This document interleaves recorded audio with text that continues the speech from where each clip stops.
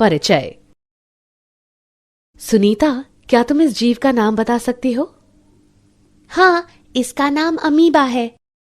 और क्या तुम इन जीवों का नाम भी बता सकती हो?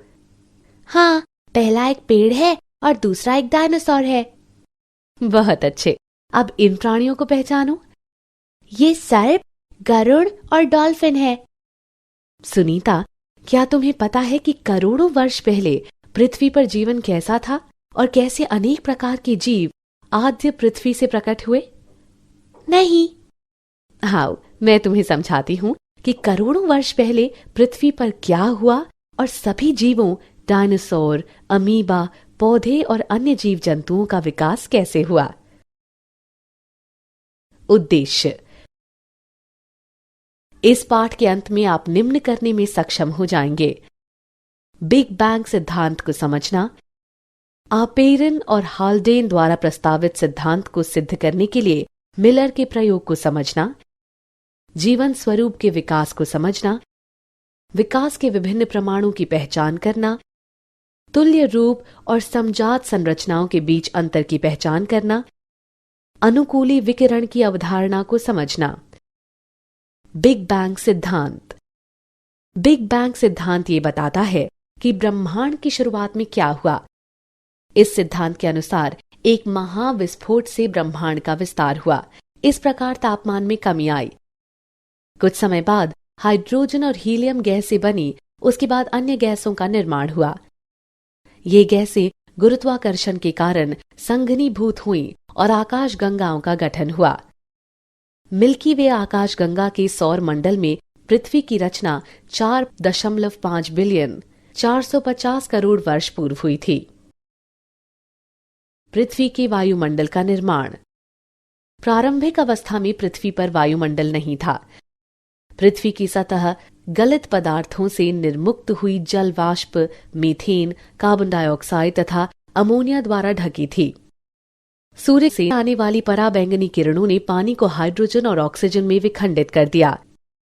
ऑक्सीजन ने अमोनिया और मीथेन के साथ मिलकर जल और कार्बन डाइऑक्साइड की रचना की। परिणाम स्वरूप ओजोन परत का गठन हुआ।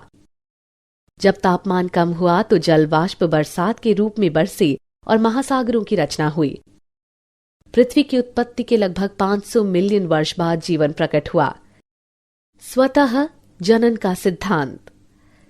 पूर्व ग्रीक विचारकों के अनुसार स्पोर नामक जीवन की इकाई विभिन्न ग्रहों में स्थानांतरित हुई। लुई पाश्चर ने प्रायोगिक रूप से ये प्रदर्शित किया कि जीवन पहले से विद्यमान जीवन से ही निकल कर आता है। ये स्वतः जनन नामक सिद्धांत था। उन्होंने अपने सिद्धांत को निम्नानुसार सिद्ध करने के लिए 2 फ्लास्कों का उपयोग किया। जीवन की उत्पत्ति का आपेरन हाल्डेन सिद्धांत। आपेरन और हाल्डेन के अनुसार रासायनिक विकास के बाद जीवन का निर्माण हुआ। जीवन का विकास महासागरों में हुआ जब वायुमंडल में H2, H2O, NH3, CH4 और CO2 की कमी थी, लेकिन मुक्त O2 नहीं थी।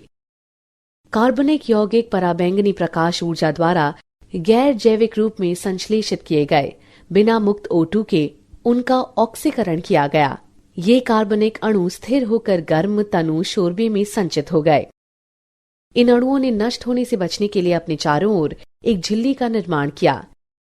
ऐसे कोशिका अंगों ने रसायनों का अवशेषण, वृद्धि, विभाजन किया और अपने चारों ओर मौजूद कार्बनिक अणुओं के किण्वन द्वारा ऊर्जा प्राप्त की। इस प्रकार प्रथम जीवन स्वरूप की उत्पत्ति हुई। मिलर का प्रयोग। 1953 में S.L. मिलर ने प्रयोगशाला में पृथ्वी की प्रारंभिक दशाओं के समान परिस्थितियां पैदा की। उन्होंने CH4, H2, NH3 और जल वाष्प युक्त बंद फ्लास्क में 800 डिग्री सेल्सियस पर विद्युत डिस्चार्ज उत्पन्न किया। कुछ समय बाद उन्होंने देखा कि अमीनो अम्ल, शर्करा, नाइट्रोजन क्षार, वर्णक और वसा का निर्माण हो गया। ये प्रयोग इस बात का समर्थन करता है कि रासायनिक विकास के बाद जीवन की रचना हुई। विशेष सृष्टि का सिद्धांत। पारंपरिक धार्मिक साहित्य के अनुसार विशेष सृष्टि के सिद्धांत के 3 संकेतार्थ हैं। वो सभी जीव जिन्हें हम आज देखते हैं ऐसे ही सर्जित हुए होंगे। उत्पत्ति के समय से ही ये जैव विविधता थी और भविष्य में भी ऐसी ही रहेगी। पृथ्वी लगभग 4000 वर्ष प्राचीन है। जीवन स्वरूप के विकास पर चार्ल्स डार्विन का सिद्धांत। चार्ल्स डार्विन ने निष्कर्ष निकाला कि विद्यमान सजीव कामोवेश आपस में समानताएं तो रखते ही हैं, बल्कि उन जीव रूपों में भी समानता रखते हैं जो करोड़ों वर्ष पूर्व के समय विद्यमान थीं। उन्होंने बताया कि प्रत्येक जीव संख्या के लक्षणों में विभिन्नता निहित होती है, जो कुछ जीवों को प्राकृतिक दशाओं में अच्छी तरह से जीवित रहने में सक्षम बनाती है। इसे उपयुक्तता के रूप में जाना जाता है। इस प्रकार जो एक वातावरण में अच्छी तरह से उपयुक्त थे, प्रकृति द्वारा वर्ण होता गया। इसे प्राकृतिक वर्ण का नाम दिया गया और इसे विकास के प्रतिमान के रूप में लागू किया। विकास के प्रमाण। पृथ्वी पर जीवन स्वरूप के विकास के समर्थन में प्रमाण जीवाश्म के अध्ययन तथा विभिन्न जीवन स्वरूपों की तुलनात्मक शारीरिकी और आकारिकी से सामने आए। जीवाश्म। जीवाश्म चट्टानों में पाए जाने वाले जीवन स्वरूपों के कठोर भागों के अवशेष हैं। जीवाश्म युक्त विभिन्न आयु की चट्टानों की तलछट के अध्ययन से ये पता चलता है कि समय समय पर जीवन के रूप बदलते रहते हैं और कुछ जीवन रूप विशेष भूवैज्ञानिक काल तक ही सीमित रहे। ऐसे प्रमाण पुराजीवी प्रमाण कहलाते हैं।